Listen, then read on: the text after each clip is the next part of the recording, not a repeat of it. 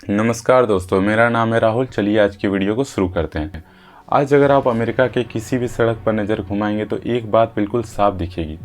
Cars बहुत बड़ी हो चुकी है। जो क्लासिक अमेरिकन सेडान कारें कभी हर घर की पहचान थी, वे आज लगभग एक्सटेंट हो चुकी है। पिछले 50 सालों में अमेरिका ऑटो मार्केट पूरी तरह बदल चुका है। जो व्हीकल्स कभी सिर्फ फार्मर्स और कंस्ट्रक्शन साइट के लिए बनी थी, उन्होंने 2026 तक आते आते पूरे न्यू कार मार्केट के 80% हिस्से पे कब्जा कर लिया है। लेकिन एसयूवीज का ये डोमिनेंस सिर्फ कंज्यूमर की पसंद का नतीजा नहीं था। इसे बाकायदा गवर्नमेंट पॉलिसी, इंफ्रास्ट्रक्चर और ऑटोमेकर प्रॉफिट के गणित से इंजीनियर किया गया था। आज मैं आपको बताऊंगा कि कैसे एसयूवी ने अमेरिका पर कब्जा किया और इसकी क्या कीमत चुकानी पड़ रही है। अगर हम इतिहास और आंकड़ों को देखें तो पैसेंजर सेडान्स और वैगन्स की गिरावट अचानक नहीं आई। साल 2011 तक न्यू कार सेल्स में एसयूवी और लाइट ट्रक्स का हिस्सा 52% था। 2023 तक यह आंकड़ा 80% पहुंच गया और आज 2026 में डीलरशिप पर सेडान कारें ढूंढने से भी नहीं मिलती। यह ट्रेंड पूरे देश में आग की तरह फैला। अलास्का पहला स्टेट था जिसने 1988 में ही ट्रक और एसयूवी डोमिनेंस देख लिया। 2014 में न्यूयॉर्क इस लिस्ट में शामिल होने वाला 45वां स्टेट बना। 2016 में रोदे आइसलैंड आखिरी स्टेट था जिसने इस बदलाव को अपनाया। आज अमेरिका का एक भी ऐसा स्टेट नहीं बचा जहां पैसेंजर कार्स बहुमत में हो। लेकिन सवाल यह है कि इसकी शुरुआत कहां से हुई। इसके लिए हमें 1973 में जाना होगा, जब दुनिया ऑयल क्राइसिस देखा था। फ्यूल प्राइसेस आसमान छू रही थी। इसके जवाब में यूएस गवर्नमेंट ने 1975 में कैफे स्टैंडर्ड्स लागू किए, यानी कॉरपोरेट एवरेज फ्यूल इकोनॉमी। इसका उद्देश्य बिल्कुल साफ था, ऑटोमेकर्स को ज़्यादा फ्यूल इफ़िशिएंट कार बनानी थी। 1985 तक पैसेंजर कार्स के लिए लगभग 27.5 एमपीजी का टारगेट रखा गया। लेकिन इसमें एक बहुत बड़ा कैच था। लाइट ट्रक्स यानी पिकअप्स और ट्रक बेस्ड व्हीकल्स इन सख्त रेगुलेशन से बाहर थे, क्योंकि माना गया कि ये कमर्शियल यूज़ के लिए, फार्मिंग के लिए और यूटिलिटी वर्क के लिए हैं। ऑटोमेकर्स ने यहीं एक बड़ा मौका देख लिया। उन्होंने सोचा क्यों ना एक light truck frame, comfortable seats लगाए जाएं, प्लस इंटीरियर दिए जाए और इसी फैमिली व्हीकल की तरह बेच दिया जाए। बस यहीं से मॉडर्न एसयूवी का जन्म हुआ। इस रेगुलेटरी लूप होल ने एसयूवी बनाने वाली कंपनियों के लिए बेहद फ़ायदे का सौदा बना दिया। शुरुआती एसयूवी जैसे Chevy Blazer body on frame construction पर बनी थी और ऊपर कार की बॉडी ये मजबूत थी लेकिन आरामदायक नहीं थी। इसके बाद क्रॉसओवर्स आए जैसे यूनिबॉडी कंस्ट्रक्शन पर बने थे, जैसे जीप ग्रैंड चिरोकी। इसमें ट्रक जैसी सीटिंग पोजीशन थी और कार जैसा कंफर्ट भी। आज मार्केट में इन्हीं क्रॉसओवर्स का राज है। लेकिन कहानी यहीं ख़त्म नहीं हुई।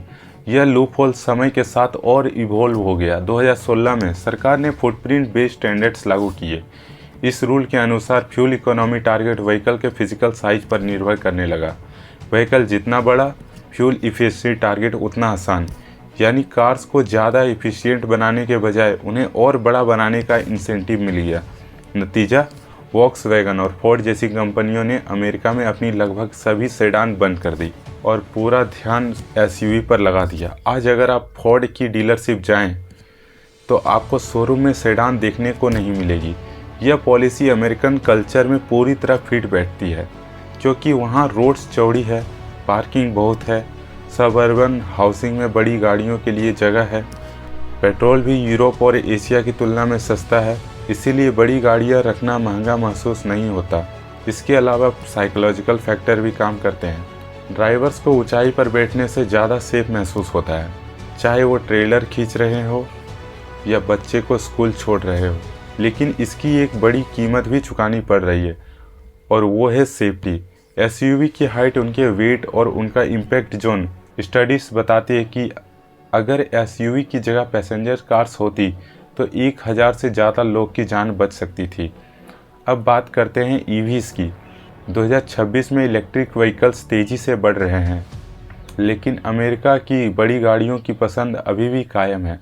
सबसे ज़्यादा बिकने वाली ईवीज़ में एसयूवीज़ और पिकअप ट्रक्स हैं। इसमें टेल पाइप एमिशन नहीं होती, लेकिन इनका वज़न बहुत ज़्यादा होता है, इसलिए इनमें बड़ी बैटरीज लगती है और यही इन्हें कम एनर्जी इफ़िशिएंट बनाती है। साथ ही रोड्स और इंफ्रास्ट्रक्चर पर ज़्यादा दबाव डालती है। इसके बावजूद आज भी डिफ़ॉल्ट फैमिली व्हीकल एसयूवी है। हालांकि अब बदलाव की शुरुआत भी हो रही है। यंगर जनरेशन एनवायरनमेंट सेफ्टी और इकोनॉमी की वजह से छोटी गाड़ियों को फिर से पसंद कर रही है।